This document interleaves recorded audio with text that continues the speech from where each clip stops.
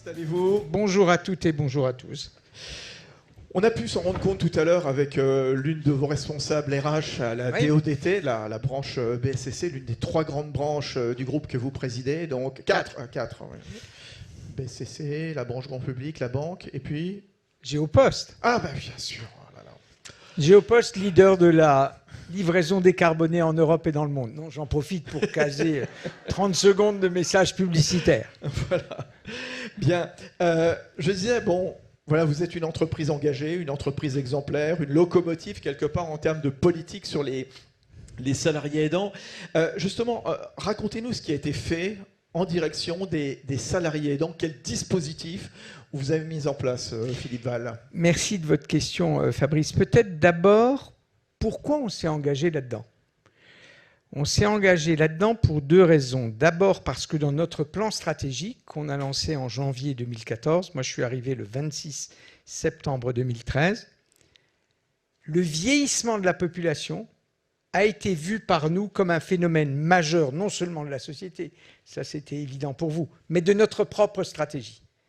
Parce qu'on s'est rendu compte qu'on avait une capacité de proximité avec des millions de personnes, d'une part, et d'autre part, un savoir-faire de nos postières et de nos postiers, et notamment des factrices et des facteurs, qui faisait que le vieillissement appelait une réponse stratégique de la part de la Poste.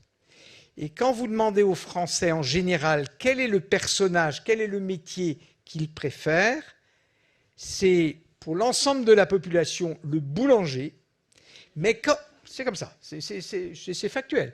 Quand vous demandez aux personnes au-dessus de 60 ans, c'est le facteur.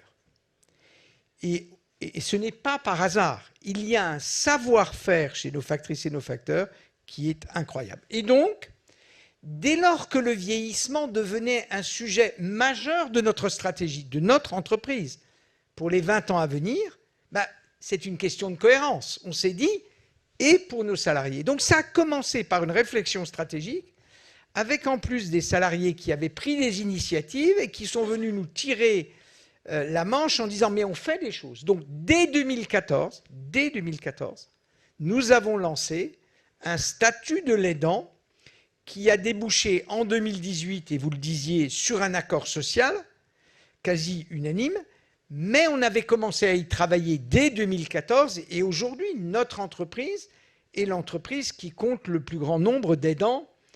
En même temps, ce n'est pas difficile puisqu'on est le premier employeur en France, donc c'est assez logique. On est aussi l'entreprise qui emploie le plus de personnes en situation de handicap, 15 000 personnes à peu près.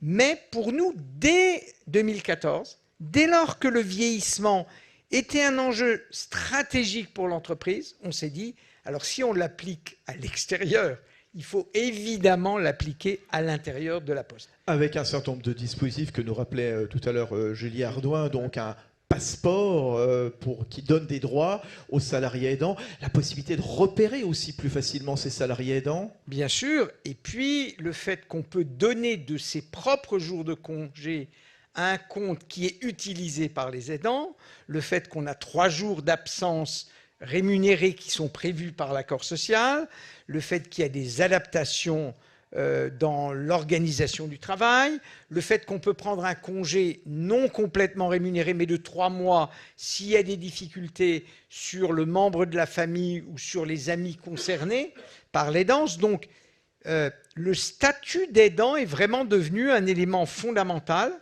et je crois que nos salariés n'ont pas peur de lever la main et de dire « je suis aidant ». Ce n'est pas du tout négatif, c'est quelque chose, c'est un engagement qui est vu de façon très positive par la stratégie de la Poste. Et c'est vrai que ce n'est pas toujours naturel encore dans toutes les entreprises, comme on a pu le décrire ce matin. Vous nous avez dit, Philippe Val, mettre en place un statut du salarié aidant, c'est un engagement stratégique.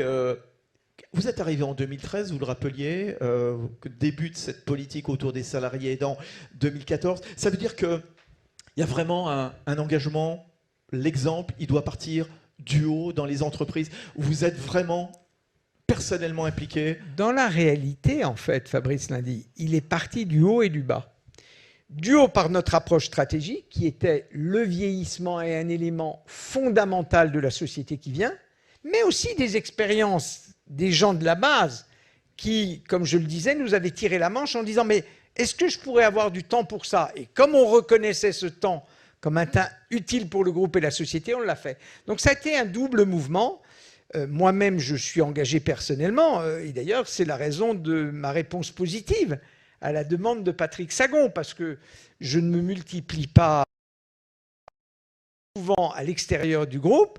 Là, pour moi, c'est une cause, et c'est vous montrer que pour nous, c'est essentiel. S'il y a des milliers de postières et de postiers, parce que dès qu'on parle de postes, on parle de milliers, qui sont engagés, eh bien, un, nous en sommes très fiers. Deux, je pense que c'est bien pour eux dans leur travail, et c'est bien pour la société, car il ne faut jamais oublier que l'aidant, il a aussi besoin de travailler, d'abord pour des raisons économiques évidentes, mais aussi parce que ça fait partie de sa vie, que c'est du lien, qu'il peut parler de son expérience, qu'en parlant à la machine à café du problème qu'il a à suivre sa maman, il va se rendre compte que tous ses collègues ont le même sujet. Pourquoi? Parce qu'en gros, ils ont le même âge que lui. Vous voyez, donc, cette idée que aider, c'est être utile à la société, et c'est quelque chose qui est complètement admis dans le groupe. Et donc, on est très fiers de ça. On est d'ailleurs prêt à être certificateur pour d'autres entreprises. On élabore un système de certificat pour nos salariés. Si des entreprises, y compris présentes dans cette salle, veulent avancer sur ce sujet et qu'elles n'ont pas encore démarré leurs expériences, on est prêt à travailler avec elles et leur dire « voilà comment on fait chez nous ». C'est intéressant justement ce que vous dites, parce que vous êtes à la tête d'un groupe de 250 000 à peu près collaborateurs. On était tout à l'heure avec Julie Le Goubin, qui représentait aussi Schneider Electric, énorme groupe mondial, français et présent dans le monde entier.